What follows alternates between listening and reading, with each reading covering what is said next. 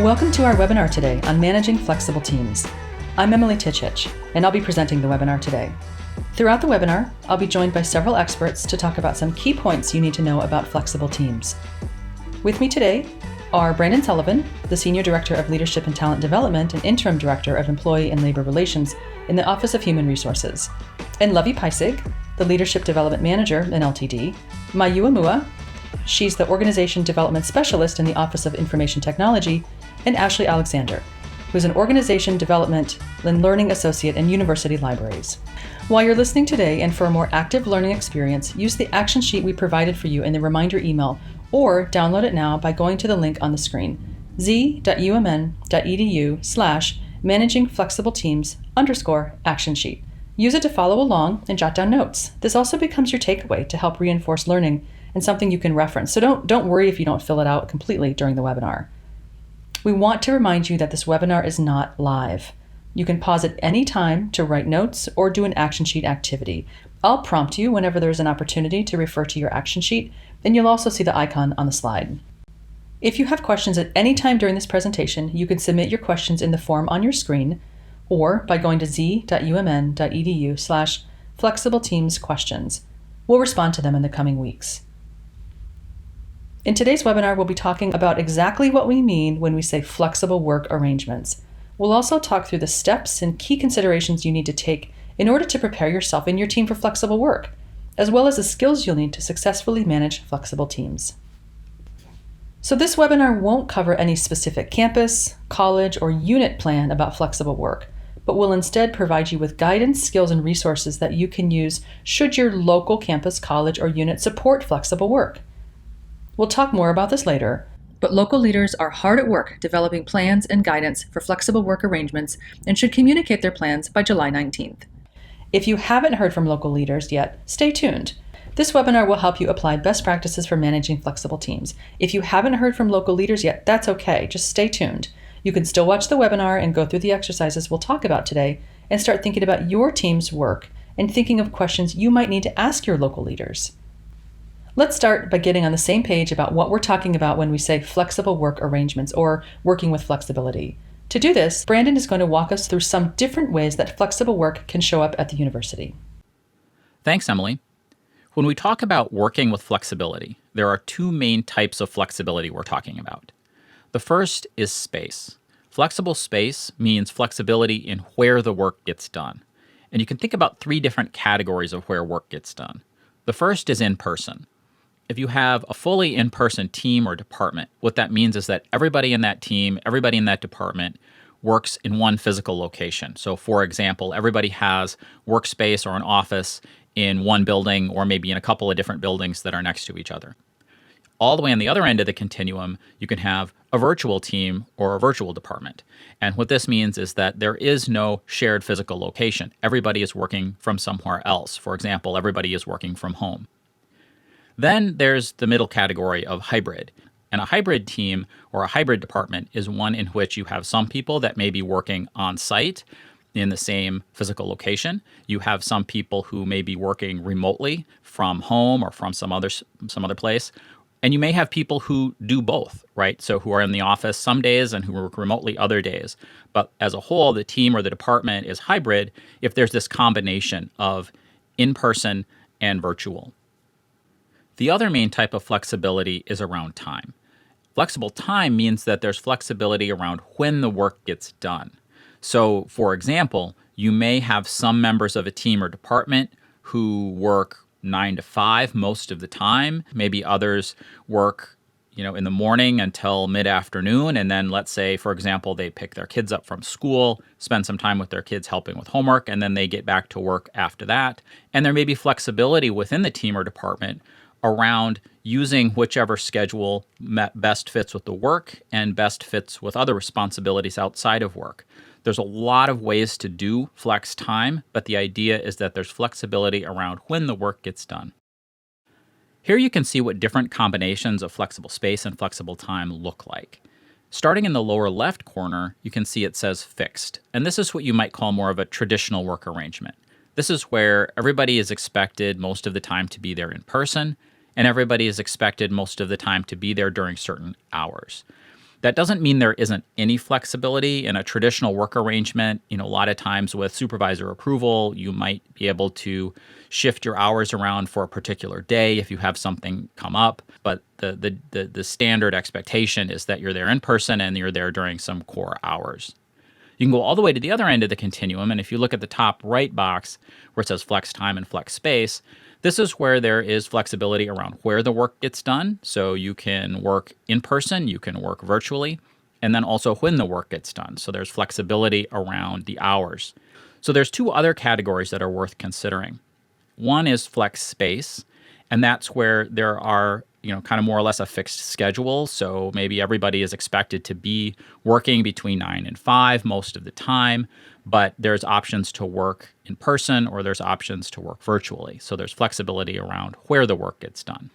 Then there's also flex time, and that's where the work is done in person. So there's not an option to work virtually. You have to be there, but there's flexibility in when the work gets done. And this is also something that for some teams, some departments, some type of work can be very practical and work very well and actually can not only give employees flexibility that's helpful for them, but it also can help the team if you have different people working at different times. Because of the huge variety in the nature of work we have at the university, teams and departments can and will often have different levels of flexibility. For example, there will be teams that, because of the nature of their work, need to continue working in person. They can't offer virtual options. But they could still be flexible if positions have some flexibility around time and scheduling, around when the work gets done. On the other hand, there will likely be some teams or departments that are completely virtual, and they may or may not have flexibility around when the work gets done. And finally, there are hybrid teams or hybrid departments. And this is where some people are working in person, others are working remotely, and some are going back and forth between those two options. We're likely to see a lot more teams like this in the future. Hybrid teams are a focus of a lot of organizations right now, looking at what type of flexibility can be offered that meets the needs of employees while also meeting the needs of the teams and the departments.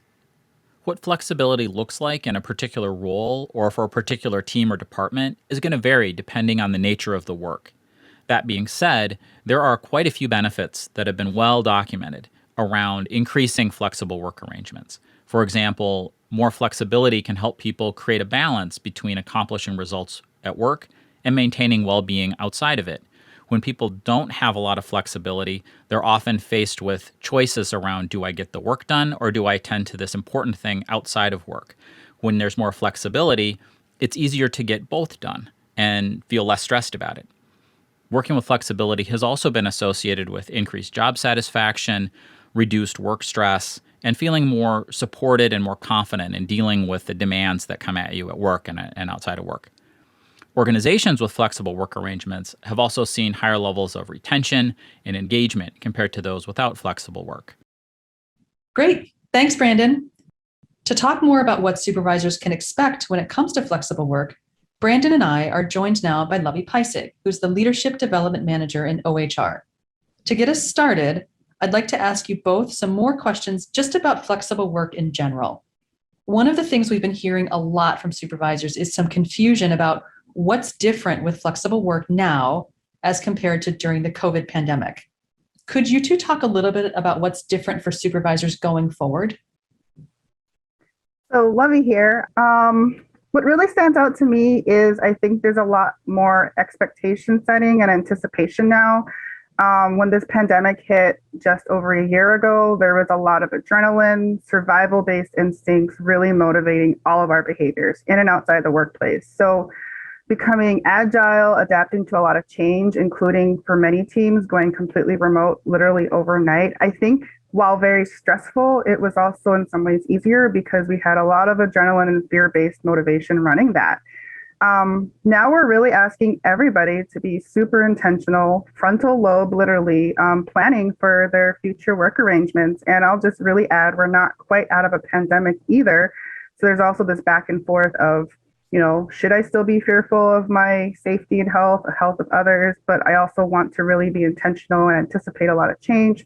So a lot more stress, but in other ways, a little less distressing from a motivational way. And so I think it's really easy now for supervisors, especially, to second guess themselves and get into what I like to frame as decision paralysis, because we don't have those same drives to make decisions a lot quicker and in some ways a little bit easier. So, Brandon, what would you add or elaborate on? Yeah, I would completely agree. When I think about that question, the first thing that came to mind is exactly what you said around when we first went to virtual. Many of us, it was overnight, literally overnight. There wasn't time to plan. There wasn't time to think about it. We had to do it, which did make it easier in terms of making the decision and then making it happen. And now what's different is that we can be more planful and more thoughtful about what works, what doesn't work, retaining the things that do work, and addressing the things that don't work. And when I think specifically about sort of what's going to be different, I think the biggest thing is going to be more hybrid situation. We're going to have a world now, and many departments and teams are already seeing this, where it's more of a hybrid. You're going to be, as a supervisor, seeing some of your team members right there in front of you in the office, or wherever you work, and others are going to be remote. And you may have plenty of situations where you're working on projects or having meetings or doing work, and some people are there physically and some people are there virtually. And that is a more challenging kind of situation to manage in a lot of ways. Creates a lot more opportunity, though, I think, and there's a lot of upside to it. But there's no doubt that it's going to be a little more challenging for supervisors. Thanks, Brandon and Lovey. You both brought up some really good points that I think would resonate with our supervisors. So something that strikes me about in what you said is that although supervisors have very practical firsthand experience in, like you said, for the last several months, managing virtual or hybrid teams, still there's something, a lot of this sounds really like a new thing for supervisors, like they'll be responsible for more coming up. Can you, and that might, I don't know how that feels to our supervisor audience, but it can feel a little bit like, wait, what? Like didn't we just get through this already? And now there's something else coming around the corner. Could you talk a little bit about, kind of this newness that supervisors will be responsible for with this flexible work arrangement? Yeah, so there's, we're still learning about what that's going to look like, to be totally honest. But there are some things that we do know for sure. And there are some supervisors that are already on the leading edge of this experience, and then others that are going to be, learning as we go. But a couple of things really stand out. One is that overall, I think expectations for supervisors are going up. And some of the things that are going to create that, there's going to be even more sort of ambiguity and uncertainty than there used to be in terms of how to effectively manage a team or a department. There's not going to be exact right answers. Not that there ever were, but right now, when you think about the ways that we're going to be working together, there are more of them than there used to be for many supervisors. And that means there's more ways to supervise and manage. So there aren't necessarily the same answers that there used to be. So supervisors are going to have to sort of sit with that discomfort that's going to cause sometimes around, okay, I'm not really sure what the right answer is here, or I need to pick from 3 or 4 that might work, which one is going to be the best. So there's a lot of that we're going to have to sort of navigate through together as supervisors. And the other thing is that there's starting to be more research coming out on what what happens when we start managing more workforces where you have people working in person or hybrid or virtual. And when you look at, for example, employee engagement, one of the things that we're seeing is that the levels of engagement are going up in organizations, which may be a little bit surprising to some. But what's going on is that many organizations, the university would be one of them, there's been a real sense of togetherness through this. And that's brought a high level of commitment and dedication to the work and the department or team and the university. So that's great. But the challenge facing supervisors is that the way that people are working is shifting what it is you need to do as a supervisor to sustain engagement and help people not burn out. So for example, we know now we're starting to see trends, and this is not data from the university, this is global data, that workers who are more in person, working on site, some of the big challenges are around safety, around communication from management, around visibility. So these are some of the things that are really going to be driving engagement as supervisors need to be thinking about. For hybrid workers, a lot of what we're seeing is trends toward concerns about accessing the right resources, the right tools, the right systems to allow for hybrid work, because it's a little more complicated.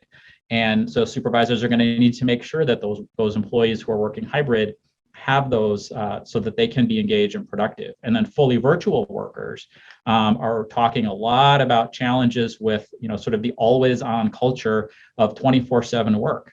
How do you say, okay, now I'm done working, now I'm at home when you're there all the time? And many of us have been working virtually and know what that looks like. That's going to continue to be a challenge for workers who continue virtually. So supervisors are going to need to develop the skills to really address each of those sets of concerns with the different types of employees. Whereas in the past, many supervisors just had one type of employee in terms of those work arrangements to manage.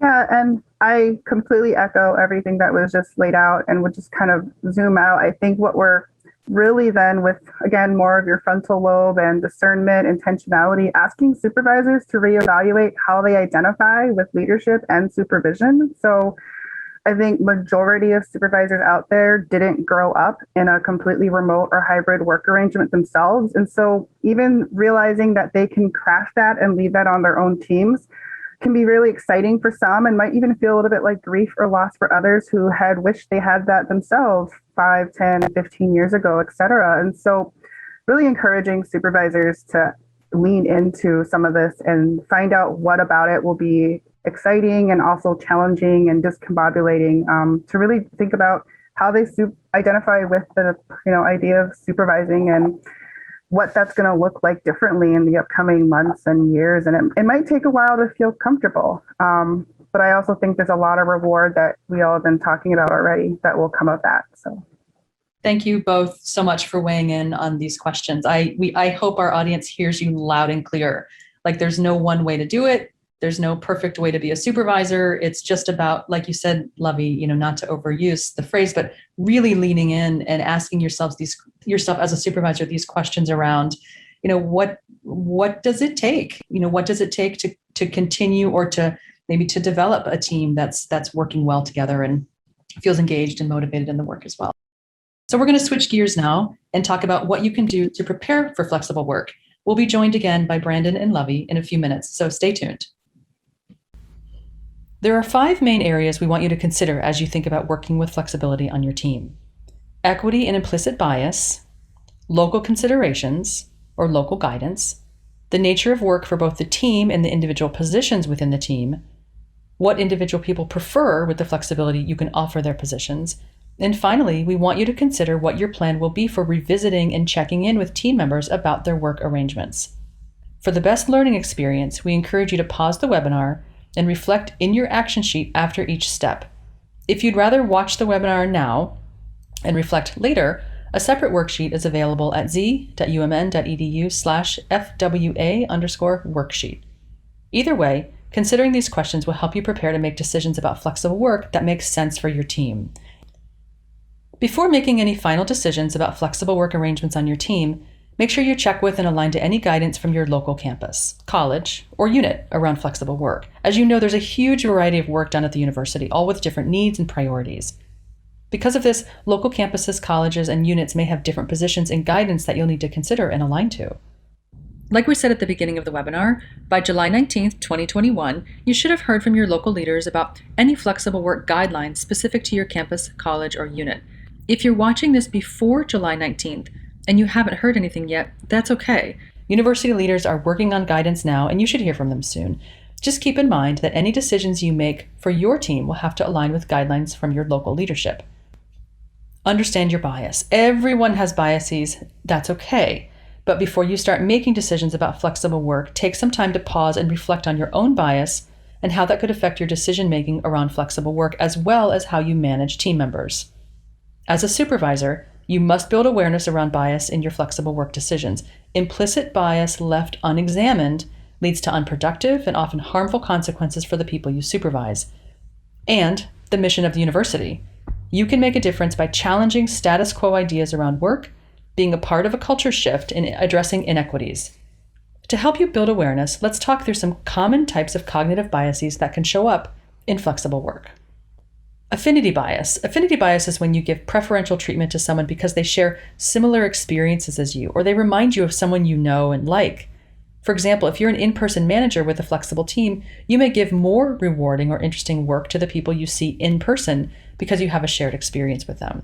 This is an important bias to disrupt. Recency bias is another bias that shows up. This is when recent events or information are given more weight and importance than older ones. For example, you may give more weight to one team member that you work closely with and often with versus another team member that you haven't been in a meeting with for a few days. And you can probably see how that might introduce bias. And again, it's important to disrupt. Another type of bias is confirmation bias. This is when you're seeking or taking in new information to confirm your own beliefs rather than being open-minded. For example, a supervisor who always thought flexibility was a bad idea or could never work may give up on flexible work arrangements at the first sign of difficulty or challenge. Now, that might sound logical to you, but that is indeed a bias. You're taking that information to confirm your own beliefs rather than working through it. You're seeking information and opportunities to confirm your own thoughts around flexible work rather than working through it. So again, another bias to avoid, and we'll talk about that more in just a minute. Consensus bias is when people see their own thoughts, choices, and judgments as common and shared with others. For example, a supervisor may think that there's no way team members can be productive if they're working outside of the office. With consensus bias, they may just assume that everyone else agrees with them. So of course, you're probably thinking now too how often assumptions go hand in hand with biases. Before we invite some of our experts to talk about equity and understanding bias, I want you to pause the webinar and answer some reflection questions about bias in flexible teams so that you can recognize your own biases when they happen and make changes to procedures to break the link between bias and behaviors. You can take a minute to do that now. In addition to recognizing and mitigating bias, supervisors must commit to treating people equitably and balancing the needs of individual with the needs of the team. To talk more about equity and bias, I'm joined again by Lovie Peisig, as well as Brandon Sullivan. So Lovie and Brandon, equity, when we talk about equity, it can mean a lot of different things to a lot of different people. So I want to take a minute to level set. And I'd like to ask you both, in your opinions, in your expert opinions, what are we talking about when we say equity in the context of a flexible work arrangement? How should supervisors think about equity? Yeah, and I'm happy to get us started on this. The first thing that always comes to mind for me is really separating equity from equality or sameness. You know, we all have different life circumstances. We have different kinds of jobs, goals, motivations, learning styles, even values and strengths. And so, you know, I always believe people should have equal access to work opportunities, to have meaningful work, as well as work that provides a certain level of income and sense of security, et cetera. But how we all achieve those things can look very different because we have different life circumstances. So what I've really been encouraging supervisors, and I think this is a best practice, again, prior to the pandemic and post-pandemic as well, is really working with your team members individually, case-by-case basis, about what they each need to really thrive at work. That can be differences in schedules, differences in priorities, deadlines, using their strengths, and not expecting everybody on the team to need the same kinds of resources at the same time, and really just paying attention to individual differences, as well as similarities or themes across team members as well. But that's where I really go first when I think about equity at work, is paying attention to your work members as individual people who have all very different needs and strengths as well. Brandon, what would you add? You know, focusing on equity really requires that you learn each person's needs and challenges and strengths and so on individually. And you really need to cue in on that to know what does each person need from you to be successful. And it's going to be different person to person. And that is a little bit of a different way of thinking about this kind of work than maybe we've done before, where the focus has been more on sort of treating everybody exactly the same. That's not going to work here. There's a real recognition that it's going to have to be equity, not the same thing for everybody. It's have to be, okay, what does everybody need and how do we support them as best we can? So that is going to require supervisors to really attend to each person a little bit more maybe than they're used to. Awesome. Thank you both for your insights there and for helping us take a very big topic, a very big concept, and kind of focusing in on what it means for supervisors. So another question I have is about the consequences of not thinking about equity in flexible work arrangements. So a big concern we hear, especially from non-supervisors, is, well, what if my supervisor holds on to that old way of working and won't even consider flexibility, even though I know my job could accommodate it? So these questions around equity. So, in a word or two, what would you say to supervisors who are reluctant for whatever reason but who are reluctant to try out flexible work arrangements on their team, even when there could be opportunities to do so? We always say you start with the work. So what does the work require? And we want to look at work through the lens of both an individual and the work that they're doing, but also the team or the department that they're a part of. But of course, it might be easy to fall into old ways and say, well, the work has to be done this way. And so then it's like, okay, does the work really require that it be done in person, for example? And so certainly there's a range of supervisors who are going to feel comfortable and open to trying new things. That's natural. But I would say that if you're a supervisor who's finding yourself feeling skeptical of flexibility, there may be good reason for it, depending on the work that you do. At the same time, I would encourage you to think about challenging your own assumptions around that, because we know that going forward, a lot of employees are going to have expectations that there's more flexibility. That has all sorts of benefits for people being able to manage, stress and keep stress a little bit lower, be productive, be engaged, stay in their roles. I would encourage you to think about the impact of productivity, to retention, to engagement, and the expectations that employees are increasingly going to bring around that. So those are a few things. There's a lot of reasons, but those are a few that come to mind. Yeah, I mean, I wholeheartedly agree, and would just elaborate, with what I was sharing earlier. We were motivated in our bodies to survive and change to, new habits that some still feel new for many, but also are, I now forget that Zoom wasn't my norm several years ago or a couple of years ago in my work. So asking people, to return to an on-campus setting or a new arrangement that wasn't the current way of doing things through the pandemic is going to require even more effort and intentionality from people. And without that same fear-based motivation to do so, if there's not a huge business case or carrot, if you will, that really makes sense to your workers, it could actually be a really demotivating experience for the team if things feel and seem more rigid than your team really thinks they need to be. And so coming up with a convincing business case that, is where I would suggest if you're trying to bring your team to be back on campus or back to the old norms. But, I would also add, test out your logic with, why flexibility is something you're hesitating about as a supervisor, and understand that there's some risks too, other than demotivating your workforce. I agree with what Brandon said. Productivity could suffer if people feeling forced to do work the way that they no longer want to or need to. And there's, depending on your particular work and sector or industry, the job markets, though, are really looking for employees. And our competitors, if they're offering more flexible arrangements than you are, I think retention as well as engagement can really be an issue for us. And I think we all know how to do our work and hope that we're being trusted to do things that way. And so I would really lean into connecting with your teams and people individually to find out their preferences and how they view their work and how they view their work to be conducted on-site, hybrid, completely remote. Because if there's a disconnect between how you want to do things and how your team wants to, there could be some risks and issues, short-term and long-term, with that as well. Yeah. Well, yeah, one thing that came to mind too is there's a lot of research showing that when you provide flexibility around time and around schedule, what that actually does for employees is it gives them more resources to be able to deal with work challenges. And so, and there's a direct correlation between how much you can sort of, have someone working on and how many resources they have to deal with that. If they don't have as many resources, don't have as much control over things, they're going to be able to do less. And it's just kind of that simple. And of course, that impacts engagement and well-being and all sorts of other important things.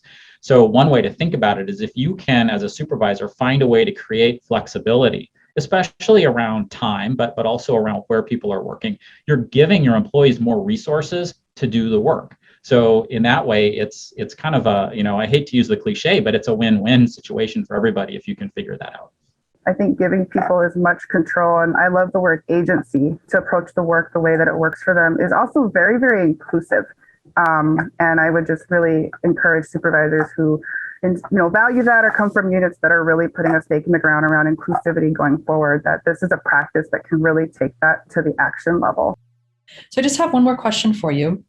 And this is a little bit broader, but I think very actionable. I'd like to talk about how bias comes into play both in making decisions, around flexible work arrangements and in managing flexible teams, like after the decision is made. So can you two speak a little bit about what biases supervisors need to build their awareness of, the ones that come to mind for you, the ones that you've been reading about, and of what actions they can take to disrupt their biases?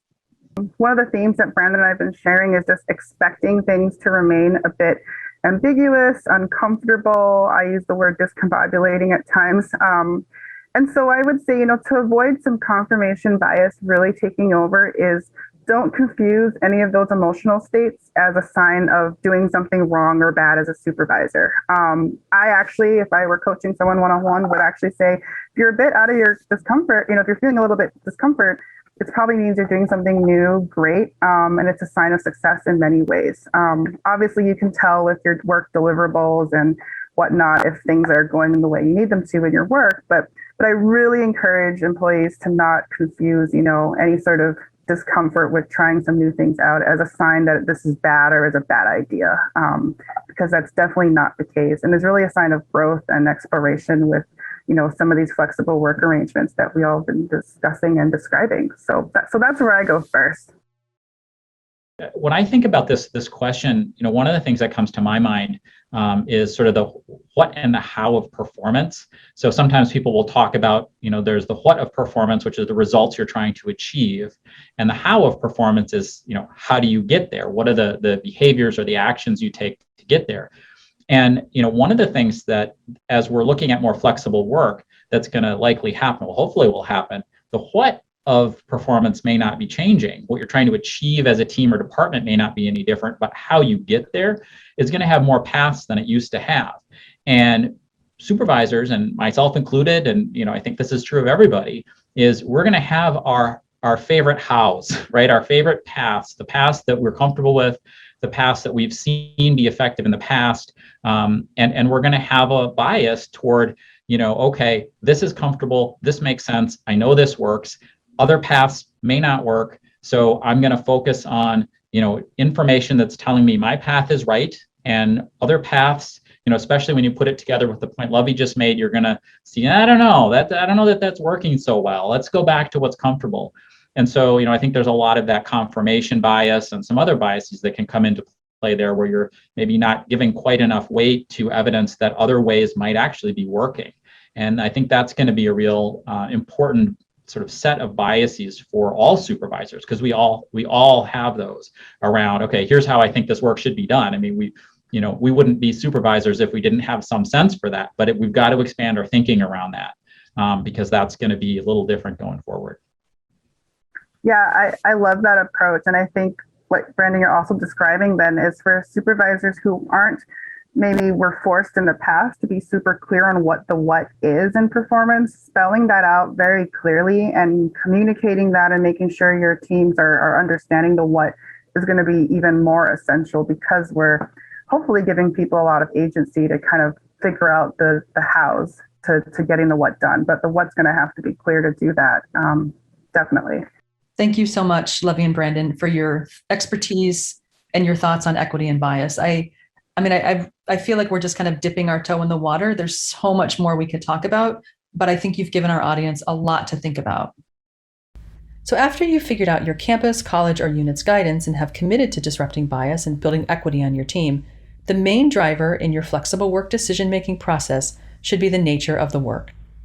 While not every team or every position's work will lend itself to flexibility around space, many will. In order to make the best possible flexible work decisions, think hard about what your team needs to accomplish and then what the individual positions on the team need to do too. We really encourage you to pause the webinar and record your thoughts on the Preparing for Flexible Work Arrangements worksheet. Remember what Brandon and Lovey said about challenging your assumptions and preferences about the work? Really stretch yourself to rethink the way you have always done things. How can your team achieve its purpose in new ways? Take a minute to record your thoughts now. After analyzing the needs of the team's work, consider the nature of each position. How is each position responsible for contributing to the larger goals of the team? Just like the larger team's work, challenge yourself to critically think about what needs to be done where and when. Stretch to find opportunities to rethink how the work gets done in order to leverage the benefits that flexible work arrangements can offer your team members. Take a moment to pause the webinar and think through the positions on your team.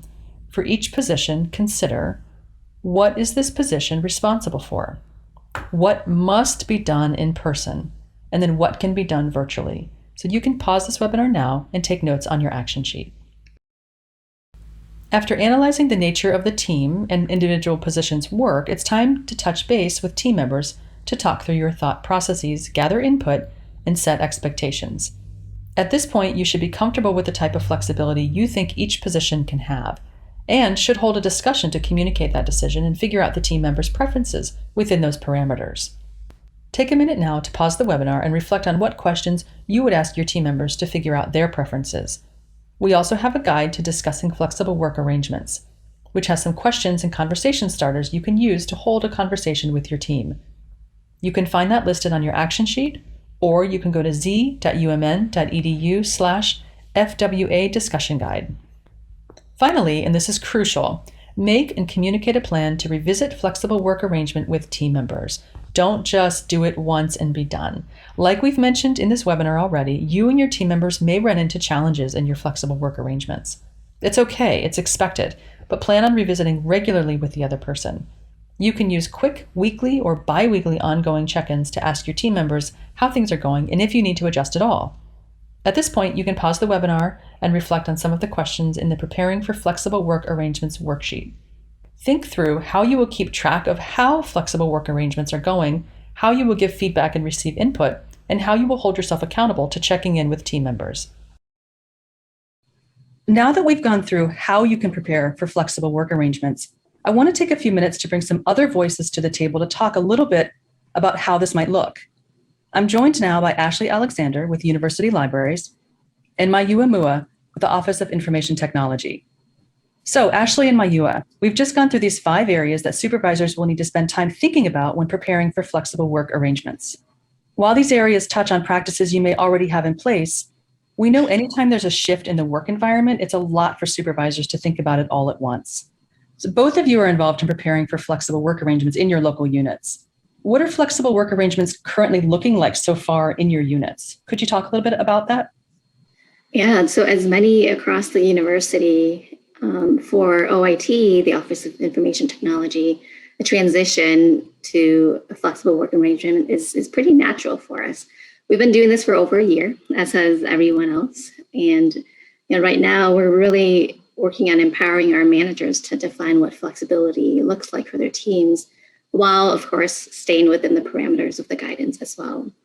And managers know the most about their staff. They know the most about their teams and the work that they do. So we're recommending that managers consult with their team members, consult with key partners, folks that they work closely with before finalizing any plans that would allow them to still achieve their objectives, but while at the same time also supporting their employees and allowing for that flexibility. Thank you so much, Mayua. Ashley, what about in your unit? What do the flexible work arrangements look like so far at this point? So when people think of the libraries, they often think of our physical buildings like Walter or Wilson or McGraw. And so it's important that we continue to have some in-person presence for our students and faculty and community patrons, but not all work has to be done in person. And there are other types of flexibility that we might be able to offer to our employees. So we've put together a few principles like having regular business hours and having remote first Zoom meetings when possible. But our most important guiding principle is to follow the work. Also, we'll be using tools like Google Calendars and chat to note work hours and stay connected when we're working on distributed teams.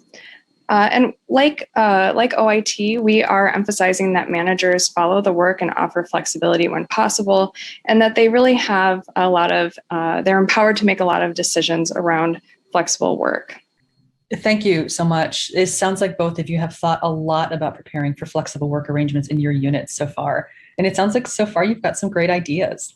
So could you talk a little bit about what advice you would give to a supervisor who's worried about, or maybe feeling anxious about having to make a lot of important decisions in the next couple of months? Yeah, we know that as we emerge from this pandemic, things will continue to shift as we've seen over the last year and a half or so.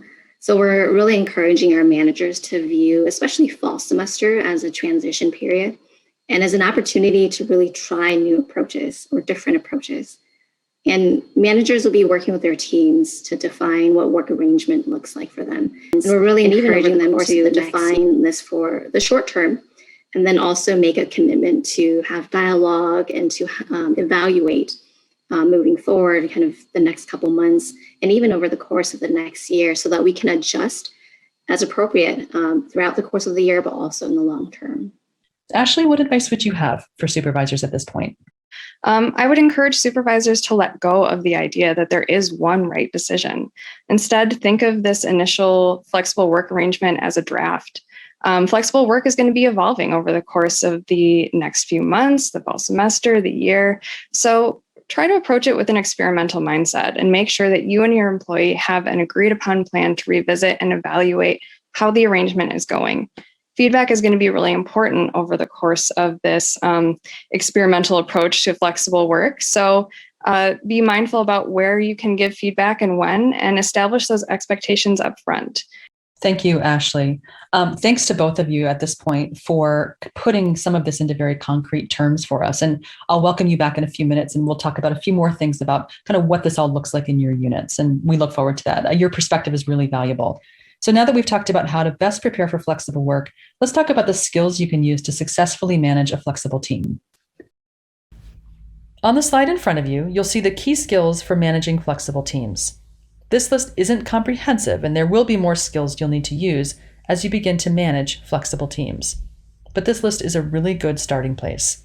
We'll go through these one by one in a minute, but I also want to point out that we have a quick guide to managing flexible teams, which covers all of these skills and has links to more supporting resources. You can find the quick guide on your action sheet or by going to z.umn.edu/QG Managing Flexible Teams.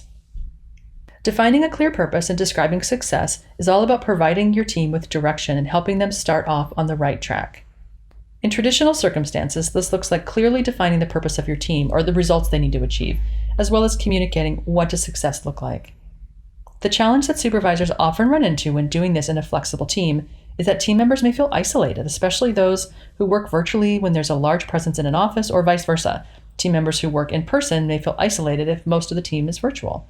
Because of these feelings of isolation, team members can feel disconnected from the purpose of the team. Additionally, and I'm sure many of you have experienced this over the last year and a half, when you're working in a flexible arrangement, it's really easy to feel like every task and priority is urgent, even when it isn't. Or you may see a larger volume of communication in the form of email, chat, or meetings, as well as an implicit expectation for multitasking, like checking or answering emails while you're in a meeting. The solution for all of this is to be proactive about communicating the team's purpose and describing what success will look like for each team member. Be clear about your team's priorities. Don't make assumptions that everyone is on the same page.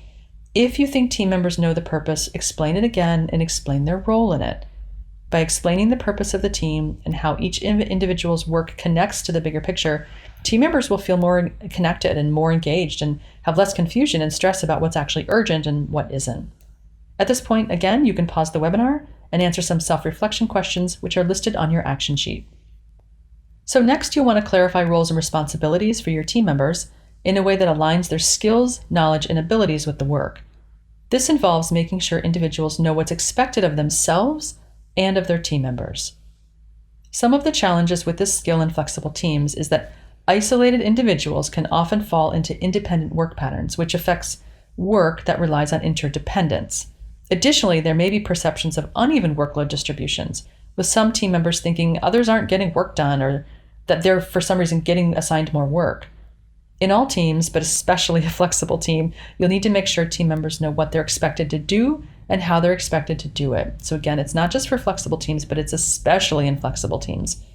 It's also a good idea to manage the perceptions of team members by making sure everyone knows what others on the team are doing. Clarifying what people are responsible for and helping team members prioritize will help mitigate some of the challenges you might face in a virtual team.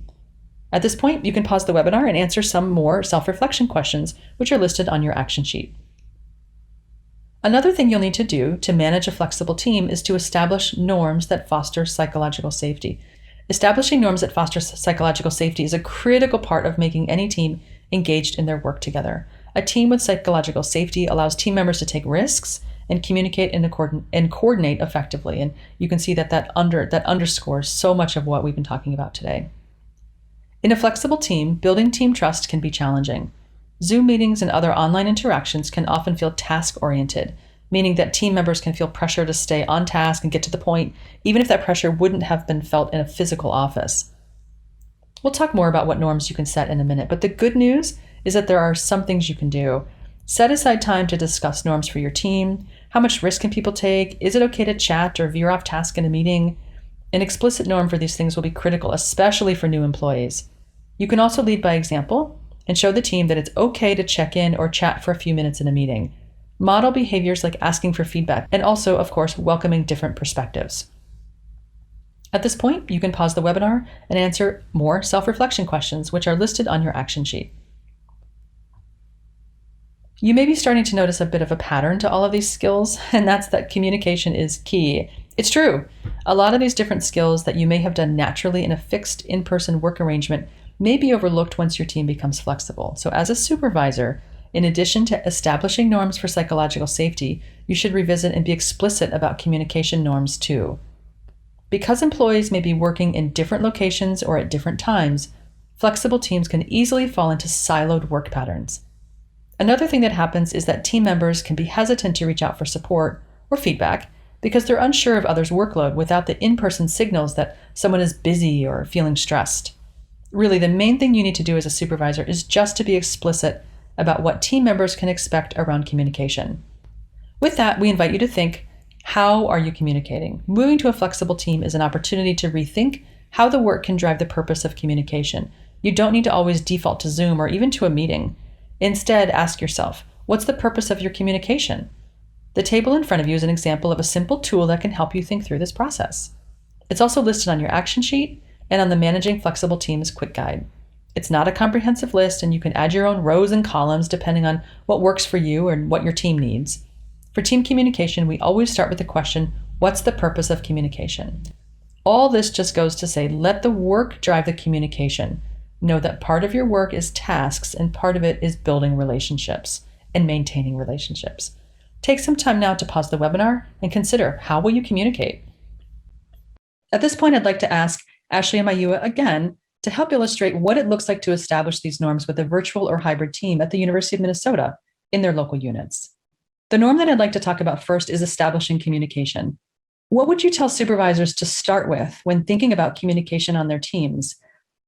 And in your experience so far, Ashley and Mayua, what have you observed in virtual or hybrid teams? So I would recommend that supervisors consider two things. What are your expectations around communication? And then how are you communicating? So expectations might look like, how often do you want your employees to check in with you? Or what kinds of updates should they share regularly? Is there a standard for how quickly emails should be responded to? And then how to communicate speaks to the modality. So we have a lot of options to stay in touch with tools like Zoom, Google Chat, Slack, text, phone calls, emails, and other collaboration tools. So as a supervisor, you'll want to be explicit about which method to use when. And the tool on the previous slide is a really great way to help you organize that information so that you can communicate it clearly. Thank you, Ashley. Mayua, what would you tell supervisors to start with when they're thinking about communication on their teams? So a few things that I would ask managers to think about, similar to what Ashley mentioned in terms of the modality, is to think about, how does the team want to connect? What tools do they want to connect, especially when it comes to that quick check-in, or if you kind of have a quick question for someone, how do you want to do that? And then similarly, because we cannot physically see people like we do in the office, we may need to establish boundaries for when we reach out to others, and then also when we can expect to hear from others. So setting some boundaries around that can help people kind of just set their expectations, because you can't just go over and knock on someone's door and ask a question. And then without those impromptu moments that we connect with others, you may need to build in time for connectivity. Thanks, you guys. Your ideas really resonate, I think, will probably resonate really well with our audience. So another question I have for you is around psychological safety. I'm just curious what kind of norms in your experience are best for helping team members feel comfortable sharing, offering feedback, asking for help, all of those things that we hope that people are talking about with their supervisor. So norms around psychological safety I think really look like connecting and giving space at the start of meetings for that human connection, asking how everyone's day is going, asking how you are at the start of one-on-one meetings. And then supervisors can model giving and asking for feedback and creating that space for sharing if there are challenges that you need to overcome, or sharing wins at regular intervals. Supervisors can sometimes overlook those norms. It can feel obvious, or you're just trying to get through the work and trying to get one Zoom meeting done so you can move on to the other. But it's really important to establish that human connection with your team, and then think about how you're facilitating that among your team members as well. Yeah, establishing psychological safety is messy and difficult. And we know it won't happen overnight. It's going to take time. Not only is psychological safety something that can help create norms, help teams feel more comfortable, whether that's discussing mistakes, sharing and offering feedback, or asking for help. But we know kind of through research that psychological safety also helps team be successful, and helps team be more effective, more collaborative, et cetera. And so we encourage all of our managers to continue to work towards fostering that space. And a couple of things that we've asked our managers to do includes kind of 4 ways to approach this. The first one is to create a team environment. And similar to what Ashley just spoke on, it's really using inclusive language. So thinking about just using we instead of I, is a way to include everyone in the conversation. And similar to what Ashley mentioned, inviting specific members of the team to share, that's one way to ensure that teams are speaking kind of equal amounts of time. The second thing we've shared with our managers is to create a rationale for speaking up. So having the courage to do that. One way that managers could do that is to frame the work as a learning problem, not necessarily just an execution problem. So a manager might want to say, especially if they're starting a new project, they might want to say something like, this is a new challenge for us. There are many possibilities here. So let's explore together what we can do. We've got to have everyone's brains and voices in here so that we can explore every possibility. The third thing that we've asked our managers to consider is to create more safety for speaking up. And managers could do this by acknowledging kind of where they themselves need help. So being a little bit more vulnerable with employees as well. And then fourthly, we've asked our managers to work on creating a necessity for voice. And doing this through curiosity, by using open-ended questions. So asking questions like, what have we not considered? Or how might we make this process better next time? Those are really great examples, Mayua. And I think it demonstrates, or it's something to think about for supervisors when there is a mistake made. How are you handling it? So approaching with curiosity, approaching with that learning mindset, rather than belittling or shaming people when they mess up, goes a long way to fostering that sense of psychological safety and trust among the team. Thank you so much for your insights, Mayua and Ashley. You've given our audience a lot to think about. Thank you for being here with us today. So another best practice you'll want to do is to establish a clear decision-making process. Having an intentional and clear process for making decisions helps the team avoid unproductive conflict and wasted effort. It also improves the quality of the team's decisions. When done right, decisions are made based on evidence and analysis, not dominating personalities or personality clashes. A good decision-making process will also have team members agreeing on and understanding the process for making important decisions. There are a few things that can be challenging in a flexible team, of course. Well, first, decisions can easily be made without consulting other team members. That can result in pushback or defensiveness, or team members feeling like they're left out of the process. On the flip side, another thing supervisors can run into is a pressure to consult with and inform all stakeholders and team members for every decision, even when they might not need to be in the loop. This can be exhausting and frustrating, especially when trying to move your team's work forward. If you get a sense that team members may feel left out, but you need to make a quick, important decision, circle back with them after the decision is made to keep them informed. Additionally, spend some time thinking about the key people you need to loop in or influence in order to best move the work forward and make decisions. Once you've identified these people, focus your efforts on consulting with them, as that will be the best use of your time. So at this point, again, you can pause the webinar and answer some self-reflection questions listed on your action sheet. The next skill we want to talk about is accountability. A team with a strong culture of accountability achieves results and is engaged and motivated. Supervisors clearly define the behavior or outcomes they expect of team members, as well as the way they should achieve them, while offering support and resources. Supervisors of accountable teams also rely on the results of the work to monitor progress. In other words, they don't need to see someone in person working in order to know the work is getting done. Something we hear often from supervisors is that they find it difficult to know what people are doing if they can't see them in the office, and we reflected on this a little bit earlier with Brandon and Lovey. These supervisors rely on a very traditional indicator of work being done, like that in-person presence. We really challenge those of you who are feeling this way to shift your focus from, I can see people doing the work, to, I can see the work is being done. Is the work being done? Yes. Good. Okay, great. It sounds like people are accomplishing their responsibilities and contributing to the results that your team needs to achieve, even if you don't actually physically see them in person doing the work. But if the work is not being done, right, that doesn't sound like an in-person or virtual work arrangement would fix that. It sounds like a performance issue. You should treat it as such, using effective performance management and accountability skills. If individuals aren't getting the work done in a flexible work arrangement, it's not necessarily a good reason to scrap the arrangement. Your first resort should be to coach, give feedback, and communicate the consequences, good or bad, for completing or not completing the work. At this point, again, pause the webinar and answer some of those self-reflection questions listed on your action sheet. Finally, in any team, a supervisor is responsible for conflict management. While not all conflict is bad, and of course some conflict can have positive outcomes, it's still your responsibility to identify the conflict sources and try to resolve them so that productivity and working relationships are preserved. Sometimes in flexible teams, conflict can feel more personal, or team members may not feel as connected as they would in person, so it's easier to fall into relationship conflict. In addition to this, it can be more challenging for a supervisor to address conflict on a flexible team, depending on what communication method you're using. It can be difficult to read tone, body language, and other cues we may be used to on a flexible team.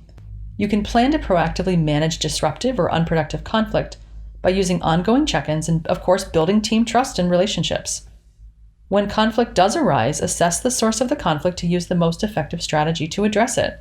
To help you with this, check out the quick guide to conflict sources, which is also listed on your action sheet. Overall, making sure everyone feels psychologically safe to share, disagree, give feedback, and offer opinions will go a long way in ensuring that unproductive conflict is mitigated. And instead, productive conflicts or disagreements are channeled into making the work of the team better. So at this point, again, please pause your webinar and answer some self-reflection questions listed on your action sheet. I know we went through these key skills rather quickly, but once you're at a point where your team is flexible, these skills will help you succeed. The quick guide to managing flexible team covers all of these skills and links to more supporting resources, so please feel free to access it whenever you need to. Like we mentioned at the beginning of the webinar, be sure to enter any questions you have in the Q&A form, which you can also find at z.umn.edu/flexible-teams-questions. We'll answer them all in the coming weeks. So thank you all for your attention throughout this webinar. We've introduced a lot of ideas today. My question to you is, what's something you learned that seems important to you? And then as a follow-up, what will your first step be? If you weren't following along with the action sheet, you can download the Preparing for Flexible Work worksheet at z.umn.edu/FWA_worksheet. Go through the questions to prepare yourself for making decisions about the work and for managing flexible teams. On the slide in front of you and on this webinar page, you'll find a link to the evaluation to tell us your thoughts. We really value your feedback. The link is z.umn.edu/managingflexible-teams_evaluation.